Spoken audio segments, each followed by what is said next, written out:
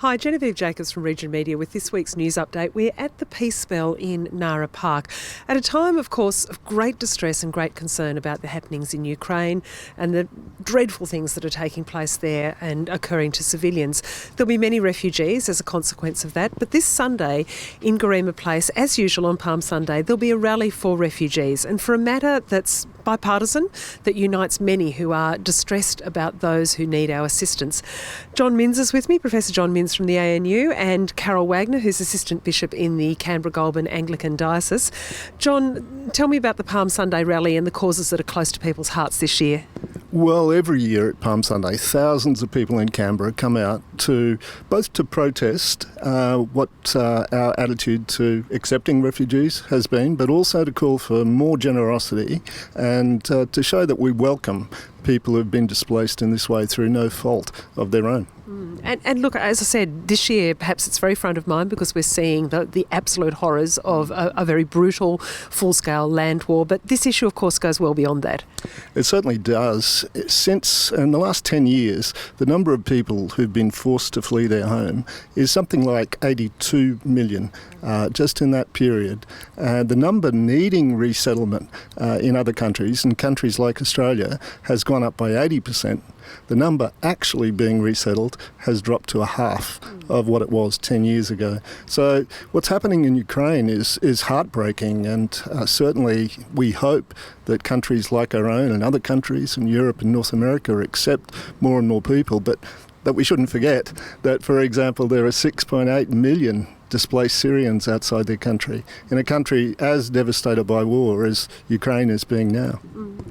Carol, Palm Sunday, you're an assistant bishop. What's the resonance for you? Well, I guess as a person of faith, Christian faith, Palm Sunday for Christians is when we celebrate, remember, Jesus walked to the cross. And Jesus himself was a refugee. And throughout all his teaching, he had a real heart for the poor and the downtrodden and the dispossessed.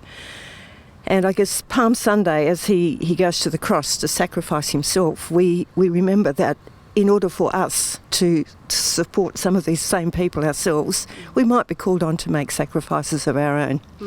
And I think in a nation like Australia, which comparatively is quite a rich nation, we could actually be doing more than we're doing. You know, with great riches comes great responsibility. And look, certainly this is a cause that unites many people. I'm conscious that often on the Right Act we've talked, for example, to Muhammad Ali, who runs Helping ACT out in Ngunnawal, and they've worked tremendously hard to provide food parcels for migrant and refugee services and people who are very vulnerable. There are many people in Canberra who are very galvanised by this as a passionately held cause. John, you've got quite an amazing list of speakers coming for the rally. Who are they? Well, I think these are probably the most prominent speakers we've ever had at one of our rallies. Craig Foster is well known, of course, as a football player, soccer player, we call it here, but also as a sports commentator, and recently has become a really prominent human rights campaigner, particularly on the question of refugees. He's coming to Canberra to speak. Moz Azimitaba became a kind of a leader inside the Park Hotel where he was locked up. He'd been detained for more than 9 years. He's only a young man. He was released last year, fortunately, although he still doesn't have permanent residence here in Australia. He's coming to speak. He's also a musician, and he'll be playing as well.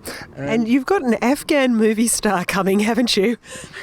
Possibly the most famous person you've never heard of to speak at a Canberra rally will be there on Sunday. Her name is Hasiba Ibrahimi. She was a refugee from Afghanistan as a child.